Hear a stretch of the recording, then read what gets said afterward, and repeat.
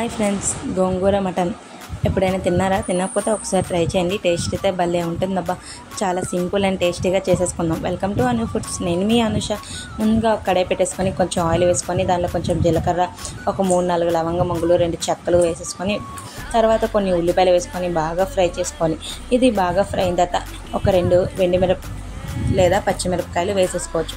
తర్వాత అది బాగా ఫ్రై అయిన తర్వాత కొన్ని టమాటా ముక్కలను కూడా అందులో వేసేసుకొని మూత పెట్టేసుకోవాలి. ఇది బాగా ఉడికిన తర్వాత అందులో కొంచెం అల్లం వెల్లుల్లి పేస్ట్ కూడా వేసేసుకొని బాగా ఫ్రై చేసుకోండి. ఇది బాగా ఫ్రై అయిన తర్వాత మటన్ని నీట్గా కడిగి అందులో వేసేసుకోండి. ఇది బాగా కొంచెం వాటర్ తేలేంత వరకు ఉడికించుకోవాలి. ఉడికిన తర్వాత వాటర్ మొత్తం మీదకి వచ్చిన తర్వాత సాల్ట్, పసుపు వేస్తే ఆ ముక్కలకి వాటర్ పట్టకుండా ఉంటుందన్నమాట. సో అది బాగా అయిన తర్వాత దానిలో కారం, ధనియాల పొడి, గరం మసాలా వేసేసుకొని బాగా కలిపి మూత పెట్టేసుకోవాలి. ఇలా వాటర్ మొత్తం పోయి నూనె మొత్తం మీదకి తేలేంత వరకు ఉడికించుకోవాలి. ఇది నూనె మొత్తం బాగా తేలిన తర్వాత కొంచెం వాటర్ వేసేసుకొని దాన్ని ఉడికించుకోవాలి. ఈ మటన్ ఇలా ఉడుకుతుండగా పక్కన మనం బాగా వేరు పెట్టుకున్న గోంగూరని కడిగి ఈ నీరు మొత్తం ఒక పావు వాటా వచ్చినప్పుడు ఆ గోంగూరను అందులో వేసి మూత పెట్టేసుకోవాలి. ఇలా మూత పెట్టడం వల్ల ఆవిరితోనే గోంగూర మొత్తం చాలా చక్కగా ఉడికిపోతుంది అనమాట.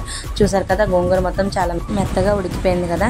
సో ఇలా వాటర్ మొత్తం ఇంకెంతవరకు ఉడికించుకుంటే ఎంతో టేస్టీ అయిన గోంగూర మటన్ అయితే రెడీ అయిపోతాయి. సింపుల్ అండ్ టేస్టీగా చాలా అంటే చాలా బాగుంటుంది. ఈ కాంబినేషన్ ఒకసారి మీరు ట్రై చేయండి, ఇంకా వదిలిపెట్టారు. ఎప్పుడు గోంగూర మటనే కావాలని అడిగేలా ఉంటుందన్నమాట.